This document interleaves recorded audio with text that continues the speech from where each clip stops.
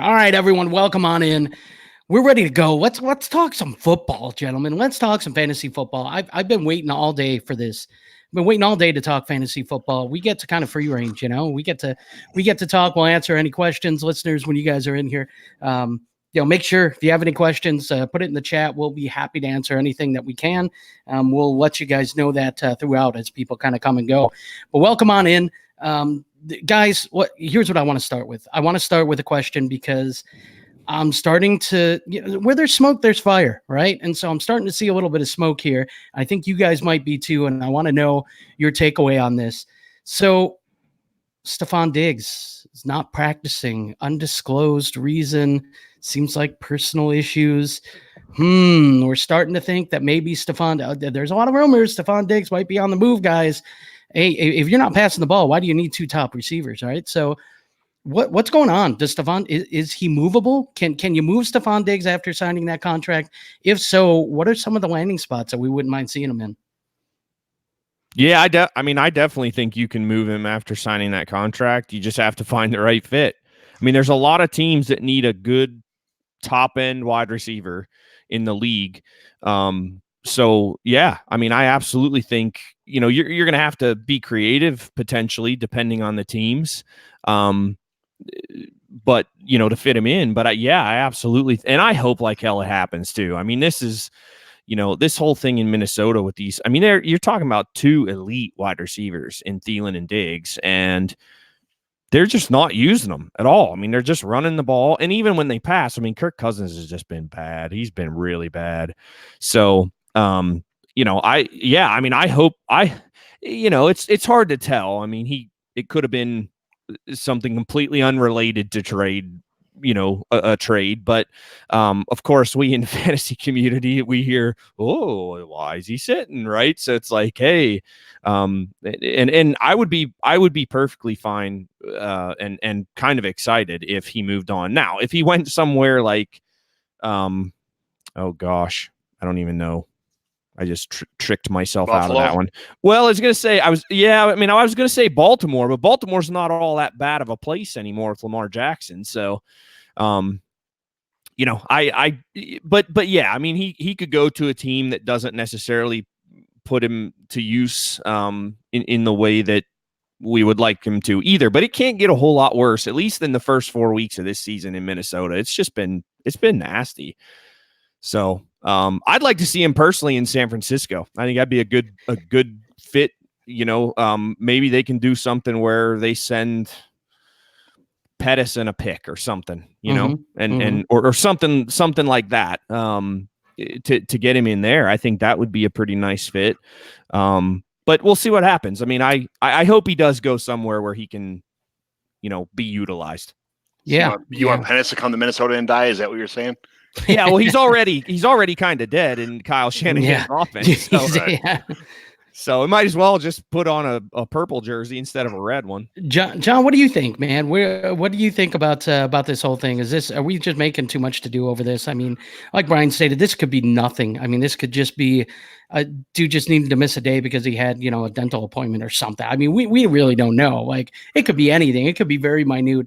Are we making too much of this? And if not, John, if we can even fantasize for a second, where would you like to see Stefon Diggs land? Well, first of all, if you look around the updates for every team in the league today, most veterans have today off. They have Wednesday off. They take Wednesday off. They sit on the bench. They kind of ice up their wounds a little bit. And Diggs was already kind of hurt a little bit last week before he, before he played. A little bit banged up, nothing serious. But it was I could see this just being a rest day, but on top of that, maybe they are sitting him because they don't want him to get hurt, or don't you want to show anything for a trade, or maybe a team requested that he doesn't practice until, maybe he went and get a physical today for a different team. I don't know. It's all speculation at this point in time, and speculation sells newspapers too. That's why it gets a lot of hits on, Twitter, on YouTube, on whatever else. When any kind of paper, somebody made up this entire story and everybody's running with it, that he's getting traded, he's got to go. But if he goes somewhere, I've heard the Patriots flying around. I've heard The Bills, because they tried to get Antonio Brown, he shut them down. I've heard a handful of teams that could use a receiver, reaching out and just kind of poking bear a little bit and seeing what they can get for him or what they want to, how much of the salary they'd eat. But the Patriots comes to mind first. You're looking at win now teams that are trading for Diggs if they're going to absorb a lot of money. So I honestly think this is just a lot of rumorville, kind of turning a mouse poop into a mountain kind of thing. That's how I feel. Yeah, and it very well could be. I think the main thing that is interesting from this, though, is that, normally when a player misses for injury, they disclose that injury. They have to disclose what the injury is. When this is non-injury related, man, that's to me is a little bit of a red flag. Like, what's going on here? So yeah, I mean, we really don't know. It's all speculation at this point, but I would absolutely love to see Stephon Diggs in New England, just because I want to see Twitter burn, and I want to see everyone's overreaction about how, New England cheated to get him or something, or something along those lines. So to me, I would just love to see that. However, I think the team that I would really, really like to see Stephon Diggs on, just because I could really see it being a nice fit. When I kind of went through and how about Seattle? I mean, they're really forcing kind of DK Metcalf into he's getting a lot of snaps, and I like DK Metcalf. I do. Don't get me wrong, but I think it's early for him. I would love to see Stephon Diggs on Seattle catching balls from Russell Wilson on the other side of Tyler Lockett. To me, that's the fit right there. You go 3 wide receivers, you can move Diggs into the slot. I mean, that's awesome. And I think Seattle is a competing team that can win now. Russell Wilson is throwing the ball a whole lot more. So I would just love to see that. But you guys are probably right. We're probably making too much out of this. So let's move on here. We got some questions from some of our listeners here that are in the chat. So let's go one by one. First off, Robbie McPhee, good friend of the show, asks us thoughts on the deal. A contending team whose biggest weakness was tight end. It's a 12-team league, half PPR, Superflex, of course. No tight end premium. He gave up Antonio Brown, a 2020 first and a 2021 first. Both are presumed late for Travis Kelce. What are you guys' thoughts on this deal? What side would you rather have, Brown and the 2 firsts, or would you rather have Kelce? Well, I don't want Brown.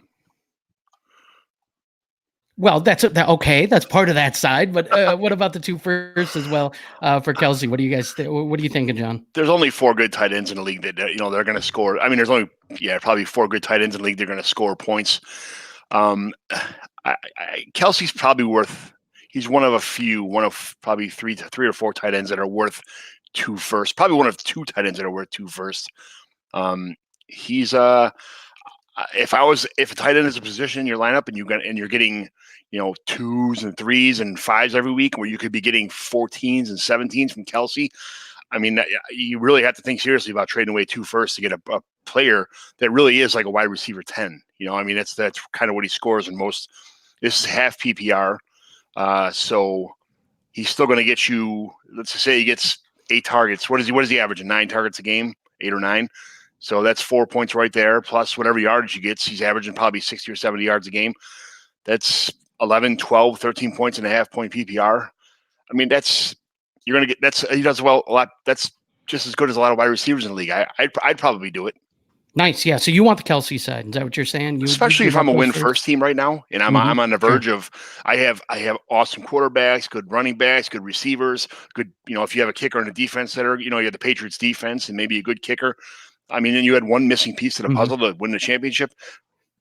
Absolutely. I'm throwing 2 firsts at whoever would, whoever's would be offering that. Yeah. And if we're presuming those picks are late, then it's pretty safe to presume that this is a contending team at that point. So what about you, Brian? What do you want? Do you want the 2 firsts in Antonio Brown? I know you're a big Antonio Brown guy. I know you like that craziness on your squad now.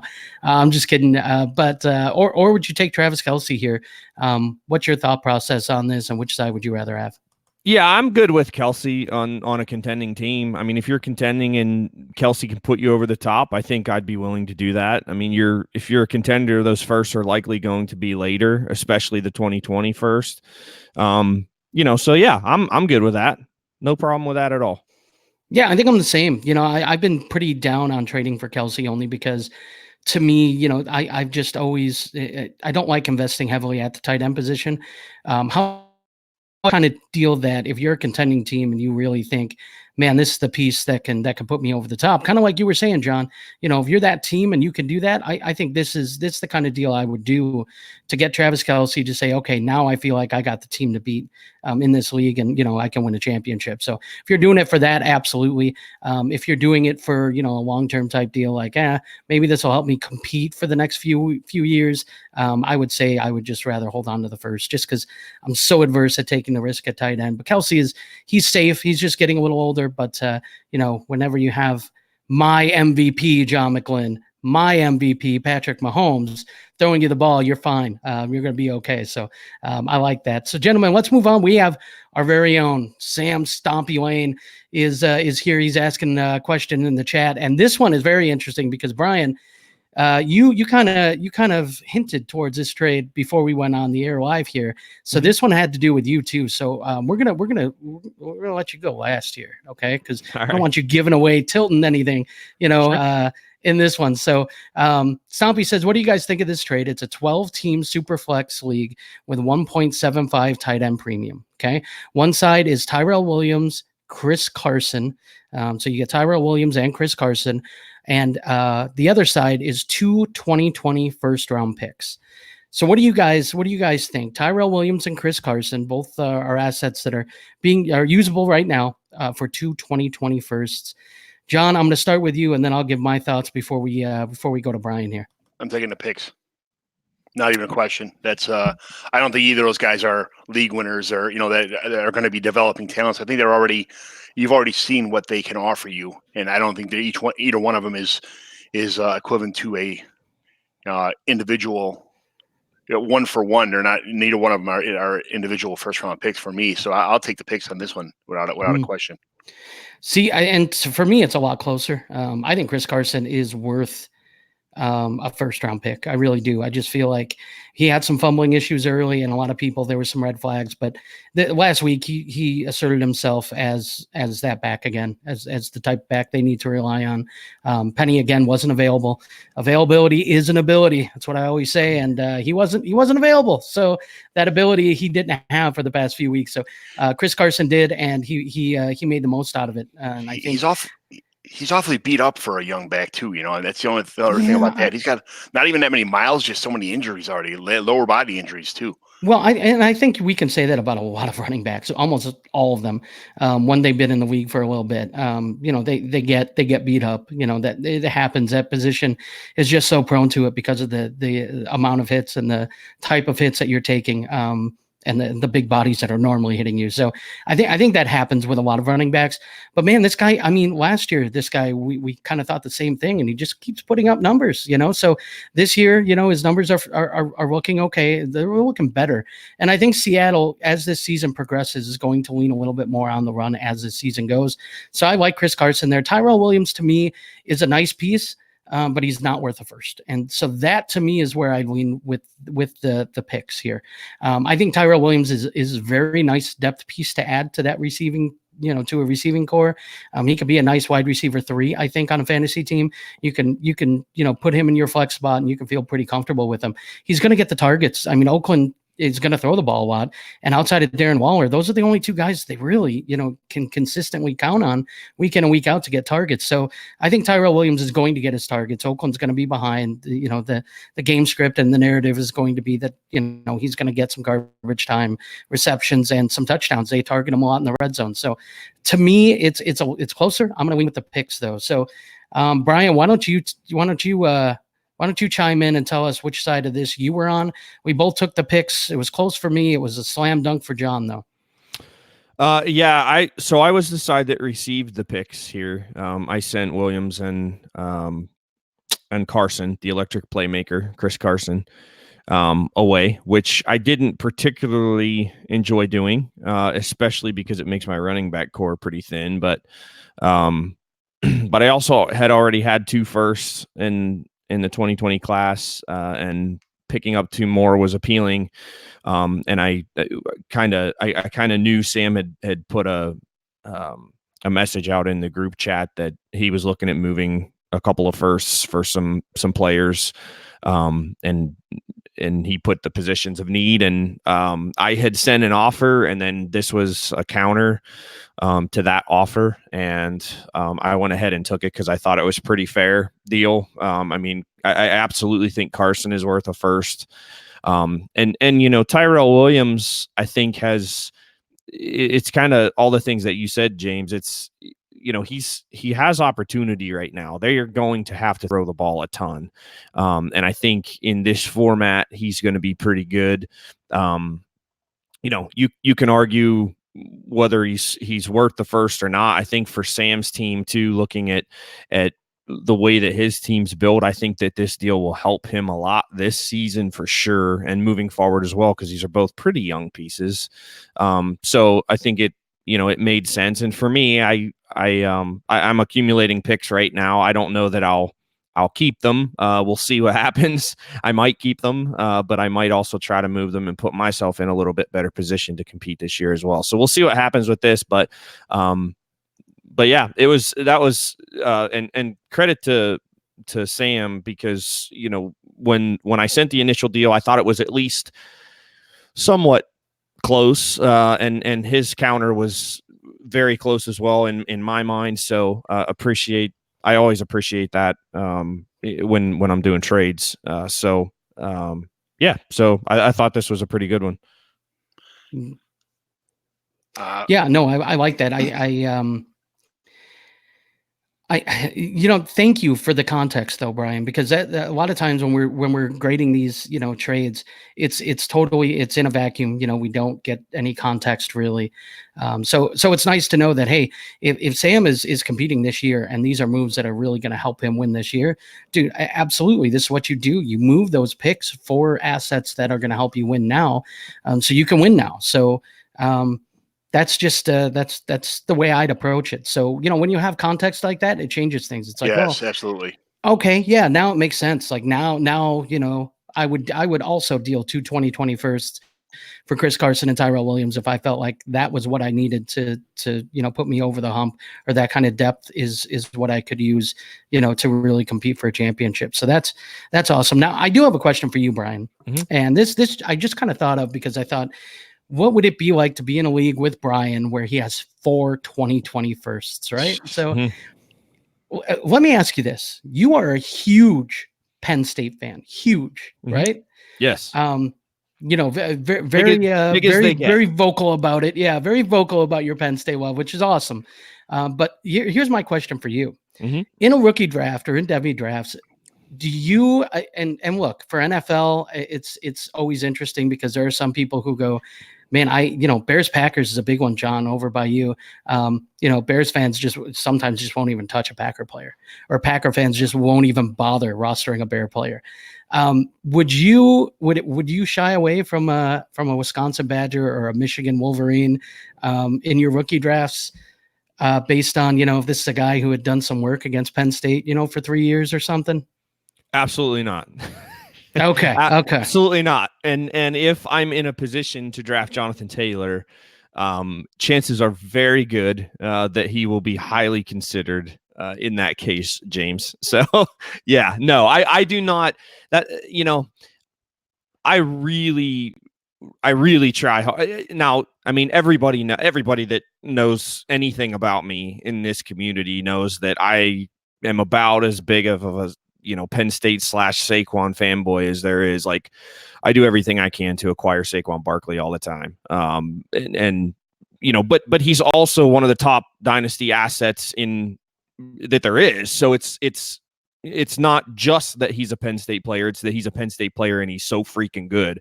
I really try hard not to I mean, we all have, I think, small biases, but I want to win. I mean, that's why I'm playing the game. I'm playing to have a good time. Don't get me wrong. I mean, winning isn't everything in this, but it is important. I mean, I want to try to do the best I can. So if a Michigan Wolverine or an Ohio State Buckeye or a Wisconsin Badger is going to help me get there, by all means, join the team. Yeah, man. And then there is that line too that's interesting when it comes from college to NFL is that, sometimes, you watch a guy like TJ Watt and you're like, man, this guy's killing me. And then all of a sudden he goes to your team and you're like, well, okay, all's forgiven, like you're a Steeler now. So now I'm cheering you on, man. So it is interesting. John, real quick, do you have a college a college team that you really like to root for? Or did you go somewhere that you really kind of have allegiance to? And does that play a role in any of your picks, your rookie picks, or your Devy picks if you're in any type of Devy league? If I'm ever going to pick a player that comes out of the University of Notre Dame, it would be great to have the opportunity to, but unfortunately they haven't had any really blue star or blue chip recruits lately as far as that goes. They seem to do very good, but the guys come out and don't really perform in the NFL too often. It's unfortunately that's just the way it is. But Notre Dame would be the team I would hope I can get my hands on. It just doesn't work out that way lately for my team. But I went to Notre Dame games probably since I was 5 years old, all the way. We were season ticket holders my whole life. I went to 5 games a year, every year, all through high school, pretty much. So I'd love to see that. But anybody from the Big Ten, I like also. I'm, those kind of schools. Anybody from the Midwest, I kind of root for. They're kind of the underdogs because you're not in the SEC. You're nobody gets cars as far as the rest of the world is concerned. Yeah, and that's interesting. Notre Dame, I tend to fade a lot of their players because there's so many fans of Notre Dame that it seems like they kind of get bumped up a little bit, almost like Cowboys. Like seems like Cowboys in a lot of startup drafts kind of get bumped up a little bit because there's so many Dallas Cowboy fans that they tend to go a little higher than what I'm willing to pay. So that's interesting there, and really I'm going to have a tough time because if I have the 1.01 in the draft next year. The guy who I really like, DeAndre Swift, I think he's probably should be the 1.01. But the Badger fan in me, like, I don't care where they wind up. It's going to be really, really tough for me to pass up Jonathan Taylor because I've had the biggest man crush on that guy for like 3 years. Every time I go see a Badger game, like my eyes, I just can't stop watching the guy. I really enjoy, kind of how he plays the game and everything. And I think his talents are going to translate well to the NFL game too. So it's going to be tough for me to push that fandom aside if I have to and take DeAndre Swift, which I think is the right pick. So stay tuned because I'll be updating people on that once rookie drafts happen because it'll be interesting to see if I can kind of push that down. But all right, so we got some other questions here in the chat that I kind of want to get to, gentlemen. Next one, first one I want to get to is from Tommy Garrett, who is a friend of the shows. He's over here in the chat and asking us question: if you take over an orphan team and decide it is not a contender, which is usually the case, right? Do you go for picks or do you go for talent first? Just took over one. They're 2-2, and they've only got a 2020 4th round pick. Guys, where do you guys stand on this? Is there an approach that you think is better than the other? Where do you guys stand on it? Brian, let's actually, John, let's start with you. What do you think? I don't take over too many orphans. I have enough leagues of my own, but this is if you decide to take over an orphan, which I that's commendable. Guys, you got to really love fantasy football to take over a team that's in the doghouse already with no picks and try to work from. You're in it for the long haul, and hopefully the rest of the league mates that you join in this league that has an orphan are they're serious players too. You'd hate to go somewhere and everybody overvalues their players or nobody responds to trade offers or, but if you're in a league that has active players and you can possibly move anything you have for a couple 3rd round picks or a couple 4th round picks or, move big pieces for 2 firsts or, things you got to do to start rebuilding. I do that. I mean, with that limited amount of future capability of rebuilding, it's kind of tough. And what do you think, Brian? What are your thoughts on this as far as an orphan rebuild goes? Yeah, I mean, it just depends on the players that I have. I mean, if I can move some players, horizontally and get players that I like better, but that are similarly valued, then I'll do that. If I can move if I have oh gosh, just spitting in the wind here. If I had like a Tyreek Hill, for example, and I could move him for a Juju, and especially 3 weeks ago, I would do that because I personally, they're valued similarly, but I personally would rather have Juju Smith-Schuster. Those types of deals, though, those kind of lateral moves. But where I feel like I'm getting a player that I believe in more than the player that I'm sending off. So I would probably start there. And then because that creates a core. That creates a core group of guys that you can build around then. And then I look at the other assets that I have and say, okay, what can I get for these guys that would set me up so that as many of my guys hit at the same time as possible. And that's a thing that John Hogue talks about all the time, is making sure that your roster makes sense, and that your guys are going to be hitting at the same time. So I'll do that. I'll look and say, okay, well, what players don't make sense on my team? Does David Johnson make sense on my team? No, maybe not if I don't believe I'm a contender, and I think it's going to take a couple of years. So I'll move him for a younger player or some picks or something like that. But yeah, that's kind of how I started. I start with those lateral moves to get my guys, and then just move on from there and try to build around those guys. Do you go lateral moves? A player you may think maybe a little troubling for another player of the similar value, or when you start off with an orphan, do you try and get as much young kind of, not worth, try and get maybe 3 or 4 guys and maybe 3 or 4 picks for one good player like Tyreek Hill instead of just one player? Because if you only have a 4th round pick here, you're looking at, I need to rebuild. I need a lot of help here. So instead of getting one, tit for tat kind of guy, I'm looking at the future, right from the get go.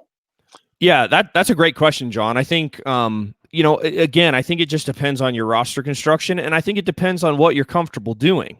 If you're comfortable in trading a more proven asset that holds some significant value to take a shot at picks. So for example, if you feel like you're a strong drafter in rookie drafts and you can identify talent from college to the pros, then yeah, why not do that? And then give yourself as many chances to hit on those college guys as you can. If you're not, maybe drafting isn't your strength, and so for that person, maybe they feel better making a more lateral move where, they've seen a player and they feel confident that they know that guy is going to be a guy to contribute, over time. And they can rely on that. So I think, and that's kind of an important point to make too, is I think you have to know your strengths and your weaknesses. And we all have both. I mean, we all like to think we know it all and are good at all of it. And some of us are better than others at many things, but we all have our strengths and weaknesses. And I think it's really important to know your own strengths and weaknesses and then build your teams accordingly. Yeah, absolutely. I think that's awesome advice, Brian. I think the other thing that we have to keep into account is that no 2 leagues are the same. So this is going to be, you're going to have to test the market. I mean, for instance, right now, people are valuing 2020 picks like no other year that I can remember. So 2 years ago, if you were rebuilding, you could probably get 2 or 3 first-round picks for a proven asset in a year, and you'd feel pretty good about it. This year, you might only be able to get 1 in a second, or something, because the value just might not be there. So then you have to look at, okay, do I want to acquire a bunch of younger players, and always remember, if you're dealing one guy and you're getting 3 or 4 high upside young guys back, who are you cutting? You got to keep that in mind too. If the roster is that bad and you're cutting 3 guys that, you really weren't going to keep anyways, then, that's a legitimate way to approach a rebuild for an orphan. However, if you look at it and you go, man, I'd have to cut 3 guys that I know they're going to get picked up on the waiver wire, then maybe you don't want to do that. Maybe then you want to do a 2-for-1 type deal, something like that, where you're giving up 2 or 3 players to get one high, high ceiling guy back that you really, really like. So it really is roster dependent, but it also dependent on the market and your league and how they're going to value things. So doing lateral moves to me isn't a bad way to do things at all. It's a very nice option because a lot of times leagues are going to overvalue picks and younger players. And you're not going to be able to pry them away from certain owners unless you're going to overpay. So sometimes those lateral moves are nice because you do a lateral move like that, you deal Tyreek and you get Juju and you feel good about it. And 4 weeks from now, Juju's value is through the roof because he's the Juju of old. And you said, hey man, that's why I did this. I felt good about it. And now all of a sudden you can take Juju and deal him for those younger guys that you couldn't do with Tyreek. So those lateral moves, I think, can set you up for the future. It's almost like chess. You want to acquire the right pieces at the right times and have them in the right places. So to me, orphans are great. It's so fun to take it over and to try to rebuild it from what it was to what it can be in your vision. So I'm not always the best at doing that successfully right away, but I always enjoy it. I think it's a fun process. So if you've never done it, John, I would recommend, man, if you next off season, picking up an orphan team. I know Scott Fish tweets out a bunch from the leagues that he runs, and they're fantastic. They're a lot of fun. I got in one myself this year, and currently rebuilding it, and it's a blast. So yeah, let's move on. We got one more question here from Stompy Lane. Can I cut in with a live update real fast? Absolutely. Our initial topic was about Stephon Diggs, and it just said from Josina Anderson just said, if Vikings informed interested teams that wide receiver Stephon Diggs is not available for trade. Ooh. So there That's goes interesting. That. It's interesting. I don't know. We'll kind of see. It's definitely interesting news, and if it's true, then we're kind of making something out of nothing. But I don't. It's either that or it's bring the juice. Yeah, well, then that's just it, and that's just it. Is we hear that a lot when they don't want it leaked that a guy is on the market because maybe Stephon Diggs requested a trade, and that takes all the leverage away from the team. So if they notify teams that way and it gets leaked that that's what happened, then they get the leverage back. So we'll have to see. Now Stompy has a question, and I'm really interested in what you guys think on this because this happens a lot in the community, and I don't know if it's frowned down upon or if it's if it kind of gets a point across. So I kind of want to hear what you guys think on it. So Stompy says, question, how do you feel about people rage countering a trade? So they get a trade, maybe they think that it's just ridiculous or it's disrespectful or something. And so they counter a trade with a completely ridiculous off the wall trade back to you to kind of get their point across. So what do you guys think on that? Yeah, so I feel pretty strongly about this, and I've talked about it on different shows before, but I don't appreciate rage. I mean, I try really, really hard, and look, I'm not perfect. I have sent bad trade offers back when I've gotten them before, but I really try to resist doing that because it's not productive at all. It doesn't do anything productive to help you. I mean, basically what you're doing is putting your middle finger out. And if that's the type of person you want to be, and that's the type of relationship you want to have with that particular owner in your league, okay. I mean, that's fine. You can do that. I haven't found success when I have interactions like that. I haven't found success being able to make deals with those owners in the future. So as a trade addict, right? And I mean, I want as many trade partners as I can possibly have. What I'd rather do is I'd rather play dumb. That's what I do. I play dumb. So you send me an awful trade offer and I say, thanks for the offer. I appreciate it. I don't think this is very close value wise. This is more along the lines of what I would be looking for the players that you're interested in. If you're interested in that, hit me back. If not, then so be it. I try really hard not to, and again, I've been a jerk before, but I try really hard not to be, just because I don't I don't ever make an offer with the intent to rip somebody off. I may go a little bit lower than what I think my final deal is, because I mean, again, I said it earlier, we're all in it to win, right? But I also try to match trades that make, so you probably shouldn't have put that up right in the middle of my speaking. Real quick, while Brian was in the middle of his spiel, we got somebody in our chat, Jessica Bailey, who said, I her comment is, I like Stompy's bulge, but I like Jordan Atkins better. So Jordan Akins, but either way, so I had to put that up on the screen while Brian was talking, and all three of us, of course, had to smile and laugh during it. So, well timed. But okay, so Brian, I totally get your point on this, and I think I've heard you before kind of comments on this too, on the Trade Addicts pod. So I kind of know what your stance is on this, and I like the fact that you've kind of you have that line in the sand. You know, you've drawn that line in the sand. This is it. This is the way I feel about it. What about you, John?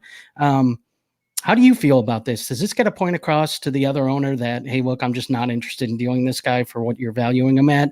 Or do you think that there's a better way to do this, that this just doesn't really need to be done, that sort of thing? I send out about 10 trades a day to, throughout all my leagues. I'm that guy. I don't, if I think it's fair, real trade addict here. Okay.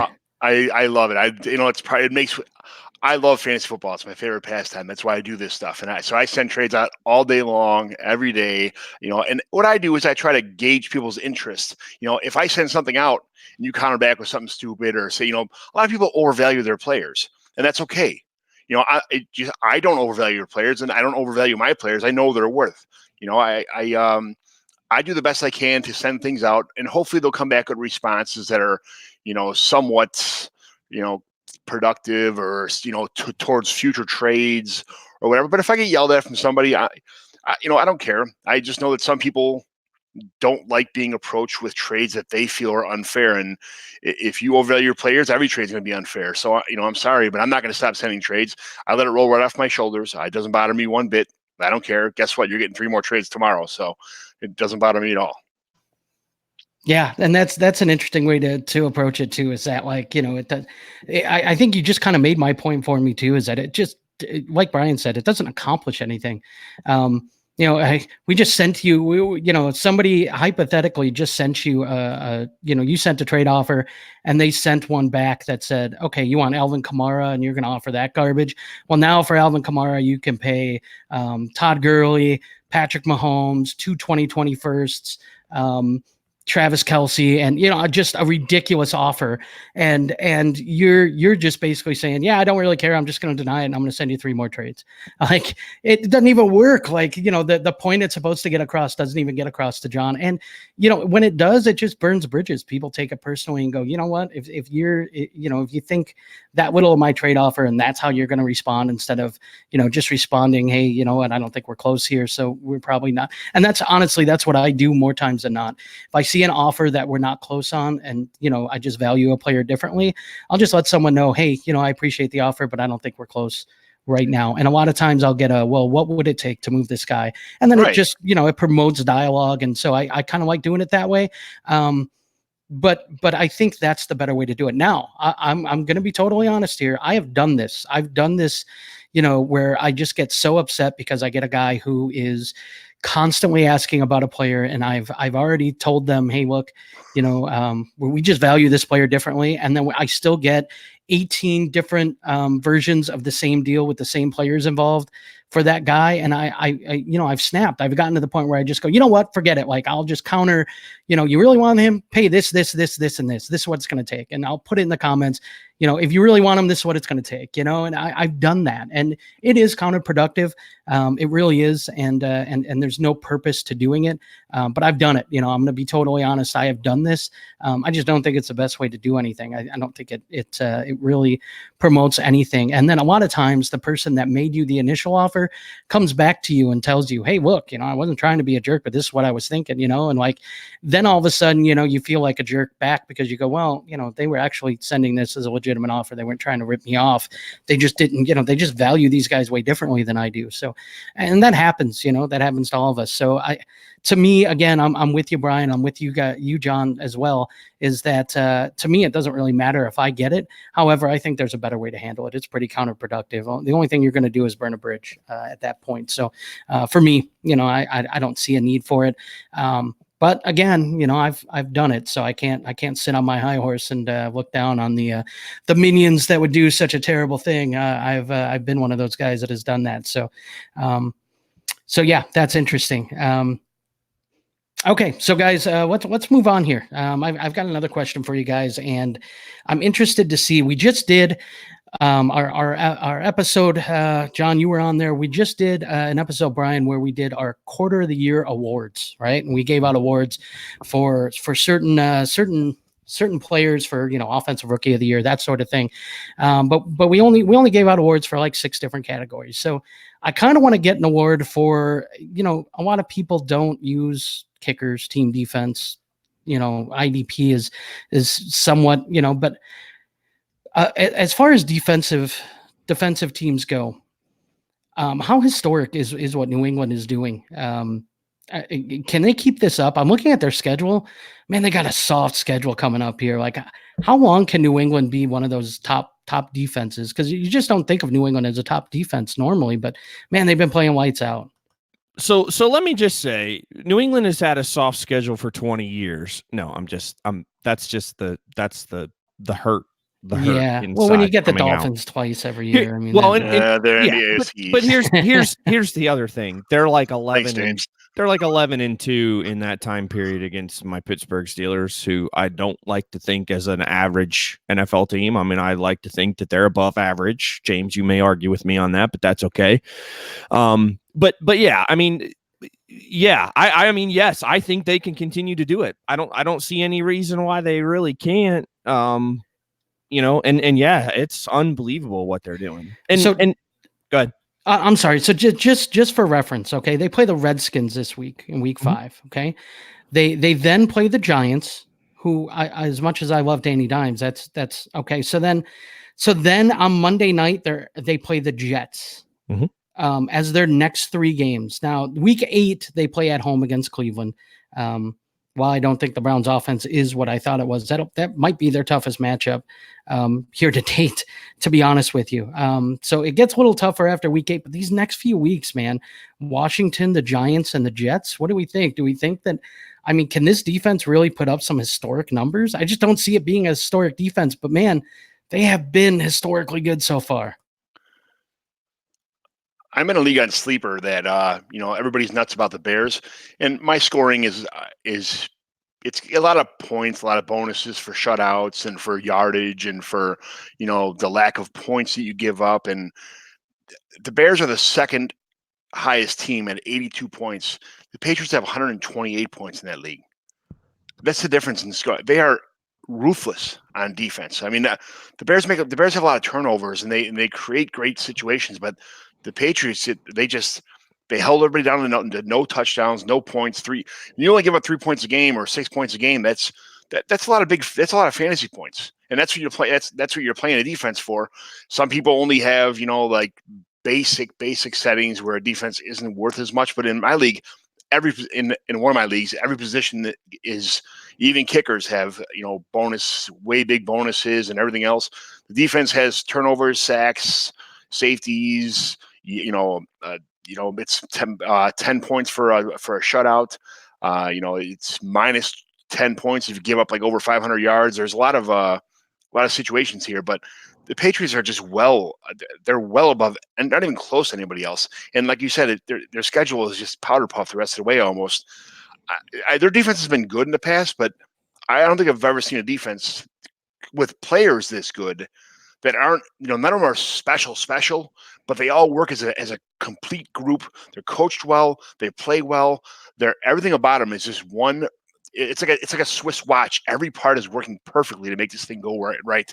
And it's as a Dolphins fan, it makes me sick.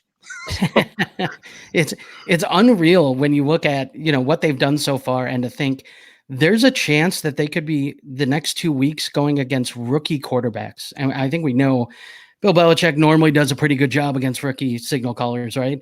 And then we've already seen what they can do against the Jets. They already played the Jets. Now, granted, that was with Luke Falk, and I think Darnold will be back by then. So it should be a little bit more of a competitive game. But man, like, this does not look good for those opponents these next 3 weeks. To me, like, this New England defense is going to cause turnovers. I mean, I think Washington turns the ball over a good amount. Daniel Jones, while he doesn't throw a ton of interceptions, has a fumbling issue, and that could rear its ugly head. That New England defense, man, could really put up some numbers in these next few weeks and really just look like a dominant unit. It's so crazy because we think about the New England offense and we don't think about the defense as much. But the last thing I want to talk to you guys about real quick. Go ahead. So James, just one more point on that. So your last comment, especially there, we talk about the New England offense, but we don't talk about the New England defense. Part of the reason that the New England defense is so good is because they are playing with the lead 100% of the time too. They pin their ears back, they go after the quarterback, and they have playmakers on the back end that can create turnovers. That's why they're so dominant. I mean, if they're trailing by 14 points, then it's a different story. You got to kind of hold the line, like you got to bend, don't break, those types of things. This defense plays 100 miles per hour straight forward with the lead every play of every single game so far this season. So this last game was the closest, and really it wasn't that close. I mean, it wasn't as close as the score would indicate. They played with the lead in most of this game too. So, that's something to note here too. And I think that is why we talk about that New England offense so much, because they are so darn good that they make the defense better too. Yeah. No, I agree with that. I think that's a very good point. You're right. When you play with the lead, it's a whole lot easier to play defense when you're up. You can take chances and you can, there are things you can do. You can pin your ears back when you're up enough to just, go after the quarterback, and you can just send the pass rush. So that is a good point too. But I think a lot of it too is, when this New England offense does struggle like they did last game, that defense just keeps them in line too. Creates turnovers, gives them the ball with short fields, and kind of lets them go. But one of the other reasons why I wanted to bring this up, and again, I said we don't talk about kicker much, we don't talk about defense much, we just talked about how good New England's defense is. I think kicker is interesting because Stephen Gostkowski's been placed on the IR. His season is over. It sounds like they brought in kickers for New England to kind of come in. And, normally I wouldn't make a huge deal out of this, but for New England and their dynasty, it's pretty much been Adam Vinatieri and Stephen Gostkowski, right? And those guys have had to make some pretty big kicks. So this year, you're gone. Gostkowski's out for the year. They've already said, he's not coming back this year. So what does that do to this team? I mean, is there a team that can take advantage of New England not having an experienced kicker in the playoffs or in a close game, towards the end, an important game? A team like Kansas City, is there a team that we think as of right now is close enough that, this kicker thing might end up being a bigger deal than normally? Yeah, I don't think so. And here's why. I mean, why would you not go with two for that team with that team anyways? I mean, you have the greatest quarterback that's ever played the game. You have receivers that figure out a way to get open, especially down around the goal line. I mean, I don't, if anything, this almost makes them more damn ruthless because they're going to get 2 points after every touchdown instead of one. It's ridiculous. I hate New England. I'll tell you what, I'm about sick of New England. I'm about sick of talking about them. I'd rather talk about the Browns, James, than talk about New England. Oh, that's gross. I tell you, John, how dare you? All right. I tell you what, I'm a closet New England fan. I can tell you that. Okay. Cleveland has been so bad that come the playoffs, I just need to root for any team that can beat Pittsburgh. And lo and behold, the New England Patriots are that team. Hallelujah. Tom Brady and Bill Belichick. So when the Browns are out of it, man, I've been rooting for the Patriots. But I will tell you this. What I find interesting about your comment is this. The go for two thing is really interesting to me because in the past, New England's had Rob Gronkowski. They've had that tight end presence in the red zone. They don't have that. Now James Devlin's on the IR, which means they don't have a fullback.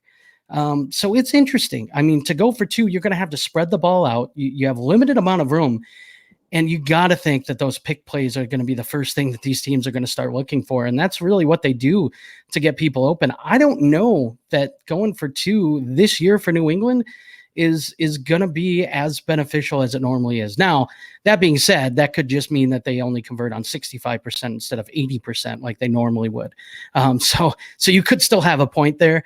However, I do think that, if there's a team that could keep it close and they're going to push, the New England Patriots to kick a field goal in, December or January, outdoors, and Gostkowski's not there, man, I think this injury could be maybe not huge for fantasy, but it may be huge for, just the NFL. I mean, it's weird that a kicker it could be hurt, and it could really kind of have that. I could see a team like Kansas City, playing them tough, being within 3 points, and New England having to kick a go-ahead field goal or game-tying field goal or something, and missing it, because they don't have that reliable, good old Adam Vinatieri or Stephen Gostkowski back there that they can rely on week in and week out. So to me, it's an interesting conversation.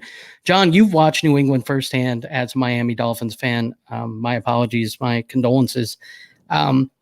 What do you think? Do you think that this could be something that could rear up and bite New England, or do you think kind of like Brian does, is just going to make them even more ruthless and more dangerous? You know what?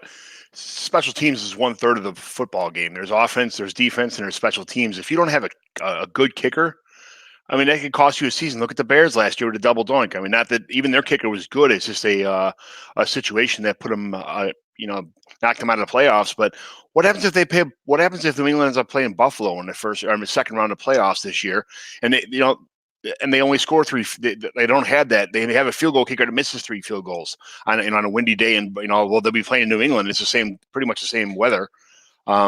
So if you don't have a good kicker to rely on, I guess you could, like Brian said, you can go for 2 all the time. And I could see the Patriots kind of using that cheat code to find another way to beat everybody. But if you don't have a solid kicker, that's a serious problem. It's like I said, it's 1/3 of the game. It's very important part of the NFL game anyway. So I don't know what they do. I don't know what New England's got to find somebody. I'm not even sure who's on the waiver wire as far as kickers concerned. I'm looking at these alerts every half hour because I can use a kicker in 5 leagues, and I'm really waiting to sign to find out who they pick up so I can hurry up and grab them before anybody else sees before they wake up in the morning. I've been waiting too, and I don't know that news is coming tonight. I think maybe we might have to wait till tomorrow, John, which kind of is a bummer because everyone's going to know at that point. But yeah, to me, it's an interesting topic. But all right, I have one last thing I want to discuss with you guys before we go. And since we don't have any other questions from the group chat, I'm going to go ahead and ask you guys. So 3 players right now that I think have disappointed owners at so far in this season have disappointed owners. So let's shift our brains from dynasty to redraft. You got these guys in redraft. You got to pick. You're going to keep one, you're going to trade one, you're going to cut one. That's what we're going to play here with these 3 guys. Tell me who you're going to keep, who you're going to trade, and who you're going to cut. The options are Stephon Diggs, Juju Smith-Schuster, and Joe Mixon. Who you keeping, who you cutting, and who are you trading? Man, John, let's start with you. Who you keeping, who you cutting, who you trading out of those 3? Keeping Juju. I'm keeping Juju. I'm trading Mixon as fast as I can. And I'm going to try and trade Diggs for whatever I can get for him. So that's not the game. See, you just ruined it, John. You just ruined it. You got to cut one. All right. Who you cutting? Who you cutting? If not, I'm cutting Juju for you. No, never mind. I'm cutting Mixon. Right. I'm keeping Diggs, and I'm I'm trading Diggs, keeping Juju, and cutting Mixon. Okay. Interesting. Brian, what you got for me, man? What you doing here? Yeah, so I'm keeping Juju. I am trading Joe Mixon, and I'm cutting Diggs. Okay. So I don't like it. Similar, but I don't like it, but I'm doing it. Which part don't you like? I don't like any of it. I'm okay trading Mixon. I'm good trading Mixon because I think I think there's a lot of people out there that like Joe Mixon a little bit more than I do. But that offense is just bleh, and the line, and I don't think it's going to get a whole lot better this year. I don't even know, they get late in the season and they've won 2 games by week, whatever, 12. I mean, are you even running him out there or, if he's going to get killed every game? So I don't know. I just don't. Who's worth more on a trade block right now? Diggs or Mixon? I would think Mixon. I would think. Not by much. Really? Well, I tell you what, I'm going to answer this. My answer, I'm keeping Mixon. Okay, I'm keeping the running back. I feel like receivers are a little bit more replaceable. I'm trading Juju because I think Juju is going to get me the highest value in return, and I'm cutting Diggs. So that would be what I would do personally. I think running back is so hard, man. If you were to cut or trade Mixon, trade them, you're just not getting value, right? I mean, none of these guys are going to bring back the value that they should, right? So that's the hard part about trading any of these guys is you're not going to get very good value for any of them. So that's the tough part. But I would keep Mixon only because, man, where are you going to find another running back at this point? It's tough to replace running back. It's a little easier to find wide receivers that you can stream week in and week out. So I think that's why I would keep Mixon. Although you guys make some good points. I'm probably more worried about Mixon than either of these other guys. That offensive line is terrible. The offense is bad. The only thing I'm hoping for is when AJ Green comes back and AJ Green and Tyler Boyd and Tyler Eifert are all healthy, that this passing game will do enough so that way he doesn't see a bunch of loaded boxes and, they can get him the ball in space. However, they can do that. So that would be my only hope, would be keeping Diggs and hoping for that. Again, trading Juju because I think he'll garner me the most in return at this point, especially in redraft, especially if you're just looking at points scored. He scored the most points. And, last week he didn't do much, but the week before, like Brian and I talked about, he had that big touchdown, and that really helped boost his stats. So when you look at his numbers, they don't look as bad because he's gotten in the end zone a couple times. He's had some long plays, so that helps. And then Diggs, for me, I mean, his value is so far down right now without a trade. It's tough to, I mean, if you're not holding him, you're not getting much back in value. So I think that's what I would do. So, yeah, I think it's interesting. It's an interesting question as far as right now, if you had to deal Mixon or Diggs, who would you get more back for? I guess it would be the running back. But man, I mean, those numbers are brutal. What do you, Brian, you think it's Mixon barely? Yeah. I mean, I still think, I don't know. It's tough. I just think, I think there's still people out there that think that he will probably get so much work, and he's, he flashed last year. I mean, he had a big year last year. So, I mean, I think, there's probably some patient people that are attached that, you could still probably, get some good return for them.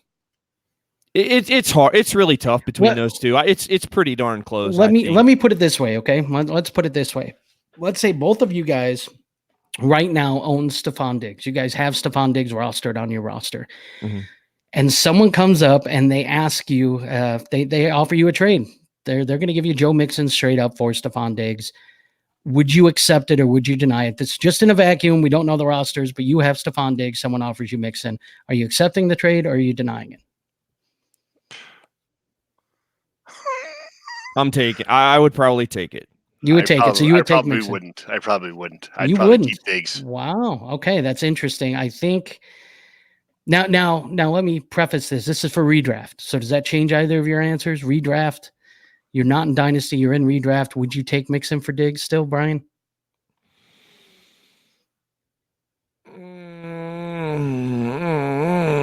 Yeah, probably. Yeah. Yeah, and John, I think so. You still wouldn't, right? I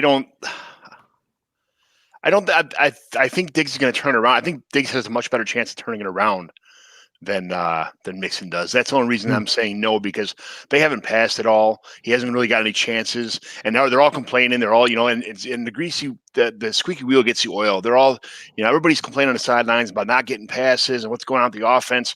They're going to have to rectify that some way by throwing the ball. Mixon has been getting the carries and he's not doing anything with them. So I don't know how much they can fix the offense in Cincinnati, but I know they could fix the play action pass with a good running back. Diggs is an awesome route runner. He's a great receiver. I think he has a better chance of turning his season around than Mixon does. That's the only reason I'm keeping Diggs. And I think that's a good point. But to me, though, the problem is that I don't know that Minnesota is capable of doing. The offensive line's terrible. Okay, so they can't protect for Kirk Cousins. Cousins has looked awful, and I've gone to bat for this guy so many times because he's a player that I really like, but he's looked terrible. He really has. Even when he has time, he looks fluttered, and he's not throwing from a good base. His mechanics are off. He just doesn't look good, and that's a problem too for Diggs. And lastly, the problem is that they got to win. Like Minnesota's main goal is to win because there's coaches that could lose their job this year. If they're poor and they miss the playoffs and they don't look like they're doing what they should. They were winning when they were running heavily, when they were playing good defense and they were just running the ball and pounding the rock and getting it to Dalvin Cook. So I don't know that they see a need to change it. You know what I'm saying? Like, you're right, John. There is some squeaky wheels over there. Maybe they throw them a bone every now and then to kind of keep them okay. But right now, man, I don't know. Stephon Diggs, maybe he's not okay. Maybe that's the problem, is that Minnesota's not taking trade offers for him. Maybe, as reported earlier that you kind of told us about, John, maybe that's it. But maybe they're just saying, you know what, we're going to use you the way we use you, Diggs. And that's just kind of how it's going to go. And we're not going to take offers for you. But the main goal there is going to be to win. And if they can win with defense and running the ball, man, I don't know that there's going to be a lot of urgency to get Diggs the ball. That's what scares me. Now, you're right. Mixon is getting the carries. He's getting opportunities. He's doing next to nothing with them. But, man, I don't think either of these offensive lines are very good, and I think it affects both these players. So, to me, I'll take the running back. I'll take the guy that I think is going to get more touches in a game. And if he can just get that one touch, that one big play that can break it away, he can make that can make his day. It can for Diggs as well. I just don't think he's going to have as many opportunities to do that. So, to me, that's why I would take Mixon. But I do think it's really close for sure, guys. Do you guys? So oh man, this is really hurting me. I'm a big Stephon Diggs guy too. I mean, I'm not choosing him in this particular argument right now, but do you guys think that if he hadn't caught the Minneapolis Miracle, do you think that his image is different? Because and a follow-up question to that is, what we saw from Diggs last year his ceiling? Because I think a lot of us, me included, operate under the assumption that he's got a whole nother level that he has not reached yet. But we're not talking about a second or third year player here, and now the offense with the way it's running through Dalvin Cook, I don't know. Did we miss? Look, I've seen the film. I've watched him run routes. I like what I see. There's no doubt about it. I mean, it's ridiculous sometimes watching him run routes because he's so wide open. And maybe with a different quarterback and a different offense, he does have another stratosphere. But in this particular offense, with this quarterback, I don't know if I see a ceiling that's much higher than what he did last year. Yeah, what do you think, John? I don't know. I mean, he's only had 19 targets this entire year, with only 13 of those being catches. He had a touchdown callback. He had a touchdown overturned. He had a couple miscues that were just misses on the targets that he did hit. I mean, he could have had a lot better years out of the only 19 targets he's had. I don't think this is his fourth year. I don't think he's just that. He's not. He's a young, talented player who hasn't had the opportunity yet. And the Miracle doesn't. I mean, yeah, it was great to see. It's a feel-good story, but I don't think that's the ceiling by any means. I don't think that's like last year was any kind of a ceiling. If anything, so far this whole year has been the floor of his career because he hasn't had an opportunity to. They're going to throw the ball. They, especially if something happens to Dalvin Cook when they don't have a stud running back anymore. Then all of a sudden it's the Alexander Mattison show, and who knows how good he could be. So you have to throw the ball. What happens then when it becomes 70% passing and 20% run or 30% running? Then what happens? Yeah, don't get me started on Mattison because I think that boy is very talented. But I know I can't get him anywhere. Yeah, I know. But I will tell you this though. I think your point is well taken. I mean, he definitely hasn't had the opportunity that he has in the past, and opportunity is obviously king. But like Brian said, we have to tie him to this offense for what, 4 years? I mean, that's basically where, outside of a trade, and if Minnesota's not taking offers, this is kind of the reality that we're at with him. So what changes? Do they see need to change, and they're going to have to throw the ball more, and they're going to target Diggs more and Thielen more, and things change? And if they do they have the personnel that's going to allow this to be a successful, what if they're venture? what if they're using this time right now to run the ball while they're practicing offensive line schemes, because the guys aren't that good. They're not cooperating as a one full unit. They're still doing audibles. They're still kind of catching on. They're not getting the grasp of the playbook, or they're not giving the quarterback enough time because they're not a good pass blocking team. What if they're running the ball right now so they can gel a little better for a couple weeks? They've played some pretty good. I mean, the teams they've played so far have been pretty tough. Against so it's not like they had an easy schedule anyway. But what if they're just using their first quarter of the season to kind of get their whole team to gel together? And now all of a sudden the passing game is going to start blossoming because they're a pass blocking unit. They can do both. Some teams are just run blocking teams. Some teams are just pass blocking teams. It's hard to find teams that are very well balanced. And I'm not sure that Minnesota is very well balanced right now. Maybe they're not sure. They're not confident in their pass blocking skills and their passing game. So they're just feeding the run right now. And eventually they're going to start transitioning to more of a 50-50, share or something like that. Yeah. They could, but like you said, a lot of times it's hard to find that type of offensive line or that type of offense that has that balance. Right. And so Sure. maybe this offensive line just isn't very good at doing one thing and they're very good at doing the other. And Minnesota acknowledged it and just said, you know what, we're going to embrace what they're good at. We're going to, instead of, I tell you what, a little story here. My mom was born in England, and she was born left-handed. And instead of embracing the fact that she was left-handed and nurturing that, they switched her to right-handed. And what ended up happening was she could write right-handed, but now she does things. She can do some things left-handed, some things right-handed. It didn't totally take. So I guess my thing is that if you just embrace what you're good at, which I think the Vikings can do, and they're winning when they do that, by the way, with Dalvin Cook, they embrace, hey, we're a good running team. When Dalvin Cook gets the ball a bunch, we're winning and we're playing good defense. We feel like this is a formula to win. I don't know that they see a need to change it. And that's my issue is that, do they see a need to throw the ball more? And the problem is I don't know that they're going to. I think they can keep games close with that defense and with the running game close enough to where they're going to be in most games come down to the end. So if there's not a need to change it, I don't know why they would. So you're right. I mean, outside of injury, obviously, if you suffer an injury at the running back position, you get thin there. Maybe that's the need. But outside of that, I don't know that you have to do that. So to me, it's interesting. And to answer your question, Brian, as far as Diggs goes, man, that is really, really tough to answer because, this could be his floor, like John said. I mean, this very well could be like his floor and he has another, that other stratosphere, but I don't know that we can bank on seeing it because I don't know if Minnesota is ever going to be a pass first team. And I think that's what it would take to see him, go into that next stratosphere, to be a Keenan Allen type player, to where week in and week out, you can expect big numbers, the Hopkins OBJ type player. If he's ever going to descend to that, he's going to have to be part of a pass happy offense, which I'm not saying can't happen. I just don't see it happening anytime in the near future. So that's the problem for me, is that I would bet against it. In the next couple of years here, by the time we do see it, he could be 28, 29, and on his way down as far as value goes. So to me, it's interesting. This is one of those guys. It's really interesting to kind of see what we do with him, whether we hold him, whether we move him, and what ends up happening. So, gentlemen, do you guys have anything else before we go? We live in a world of metrics where it's all, everything averages out. They can kind of say next year we're expecting this because this happened the year before that. And 2 years from now, it's going to be the same as it was the year before and next year and so and so. So if we're going by the projections before the season started that Stefon Diggs is going to get 130 targets with 90 catches, so be it. That's probably going to happen or somewhere close to there.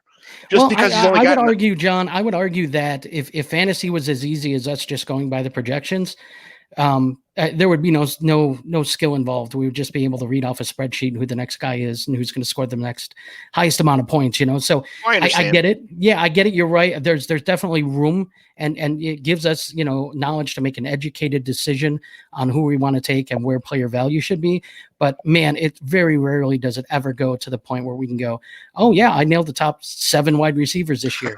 Because Terry McLaurin's happen and just weird stuff happens in football, and it's so hard to kind of acknowledge it. But you're right. A lot of times it does kind of go back to the mean. So I'm sorry, I didn't mean to interrupt you, but I did want to get that in. So John, go ahead and finish. No, I mean you kind of we base our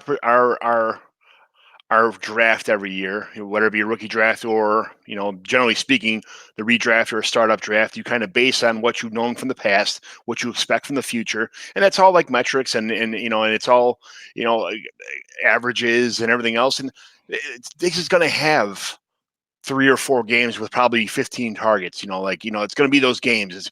And right there, if he's only expecting 130 targets all season long, 3 games of 15 targets when he has these monster boom or bust games, that's half his targets for the year in 3 or 4 games if he has that kind of situation. So nobody's saying that he's going to be 6 targets a game the rest of the season. He's only going to have 80 targets or 70 targets. He's going to have some big games. You just haven't seen him yet. I honestly think that those projections, although not right all the time, a lot of times they're pretty close. They're awfully close to what you kind of expect from the players that you're drafting. It might be 10 off or 20 off or minus injuries or, situations like that. It's, there's only 2 good receivers on that offense. So, I mean, they're going to get the pass, they're going to get the receptions, and they're going to have to start throwing the ball. They can't throw the ball 10 times a game. Dalvin Cook's going to get hurt, like Saquon Barkley did from running the ball 25 times a game. It's inevitable. You can't do that with one player. Mm-hmm. So. All right, Brian, you got anything for us before we sign off here? Saquon is the GOAT. Saquon number 1. Saquon is the GOAT. Saquon number 1. I'm mad at you, by the way, because you made a trade where you got Saquon and you gave up Nick Chubb plus, and I had to vote on that, and I voted for the Saquon side, and I hated myself for it. I felt dirty the entire time, as much as I like Saquon. I love Nick Chubb too, and after the game he had, I was walking on clouds. I was so happy because this is what I'd been saying all year: hand the ball off, give it to Chubb, and they did. And the dude just balled, and I was just so happy. And then you brought me right back down to earth with that trade, and you just cashed in on that big game, and you moved Chubb for Barkley. And I had to approach it with a clear mind and go, yeah, I'd take Barkley here, and it made me sad. I'll tell you that much. It made me sad. So that's. Can I throw a trade at you guys real fast? Yeah, let's do it. I had one today in my. This is one of those guy who yelled at me for proposing this trade. So this is kind of what Stompy was talking about before. But I had Aaron Jones, and this is a guy who's 0-4, and he's only got like 3 good players on his team. The rest of his team is bad. He's not going anywhere anytime soon. So I said, give me Aaron Jones and Marvin Jones. I gave him a 2020 third and fourth, a 2021 second, third, and fourth. And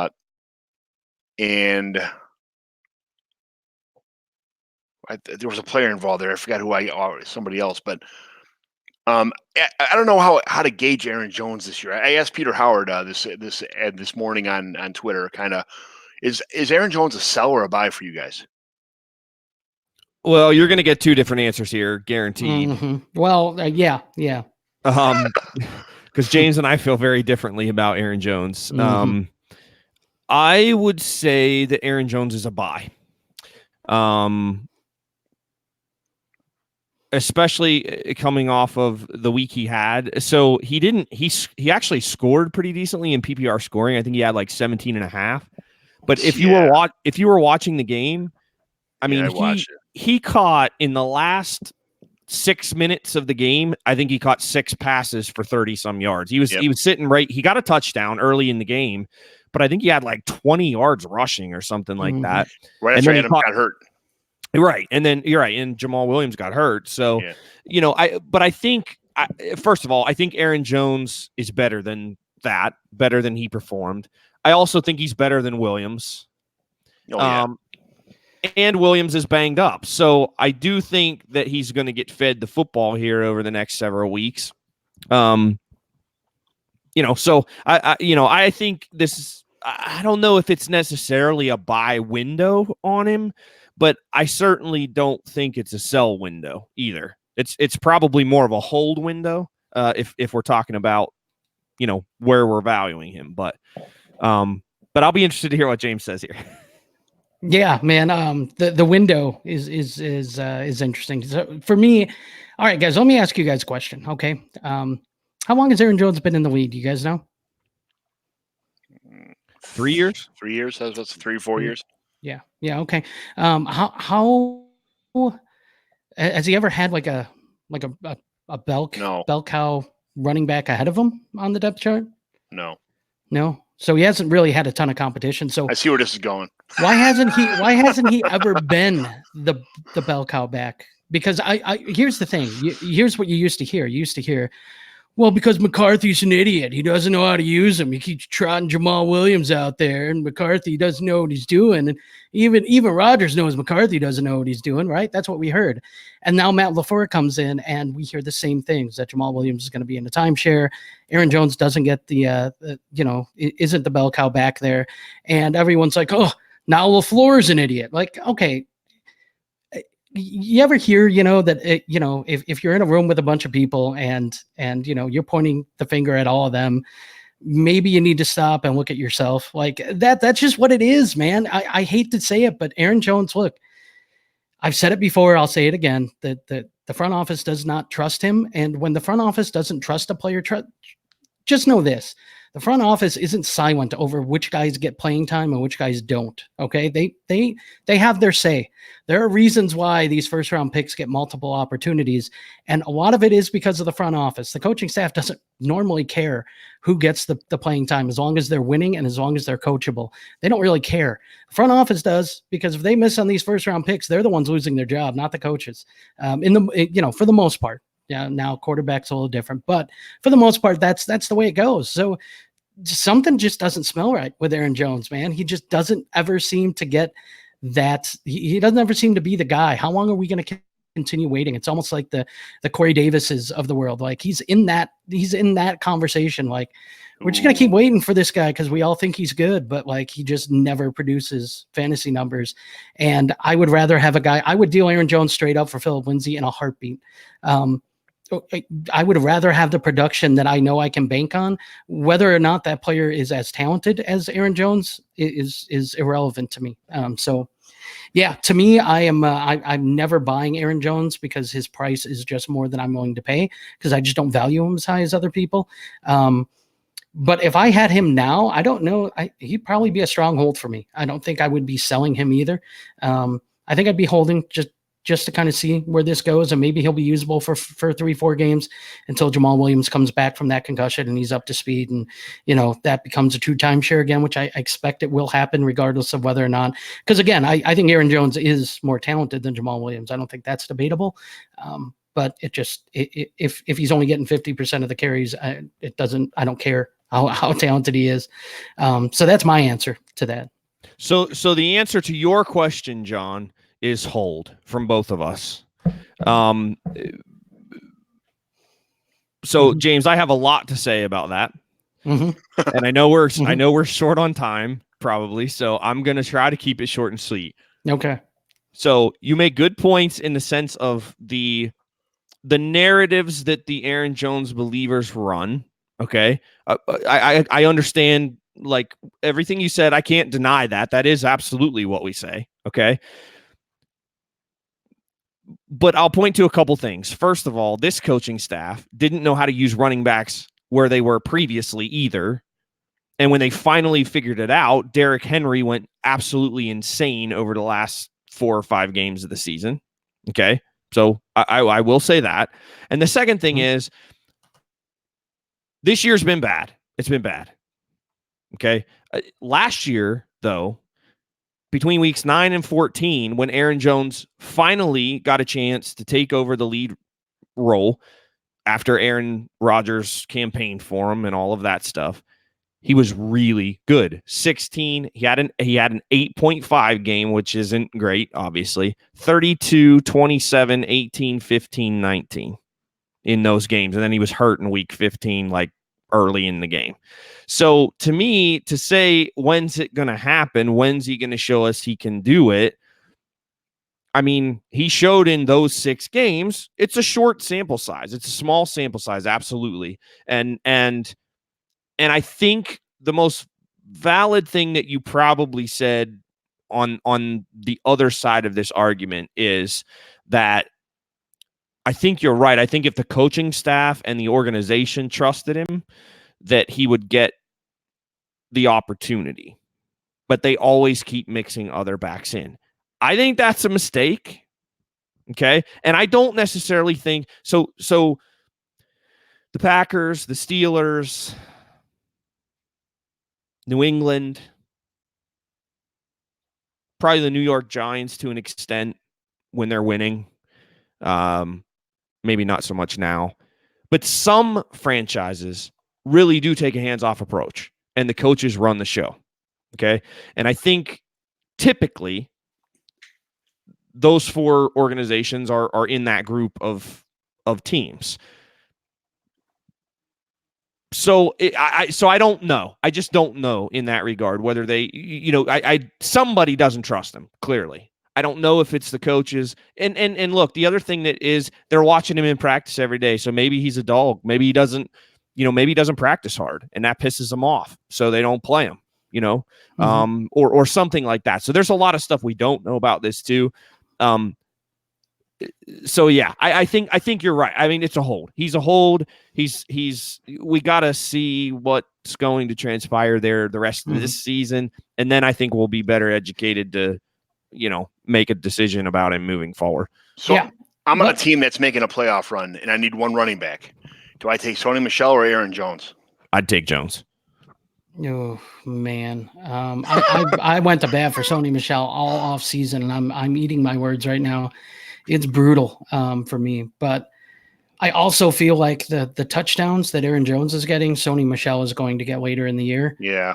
So I kind of still lean towards Sony Michel personally, but I couldn't fault you for going either way.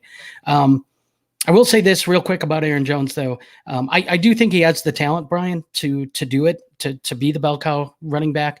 But I don't care what the reasoning is. There is a reason why he hasn't been. And to me, fantasy wise, it just doesn't matter. I can't rely on him for whatever reason. So yeah, I think we're going to wrap it up, gentlemen. Do you guys have anything else before we do? All right. So thank you guys all for listening, and tune in next time, which Thursday we will be recording a few episodes that are going to drop. We're going to do the start sits part 1, which I will be doing with Stompy. So make sure you guys tune into that. We're also going to have some injury updates with Ethan Turner on that one. So be sure to tune in there. And until next time, stay sexy and super flexy. Good night.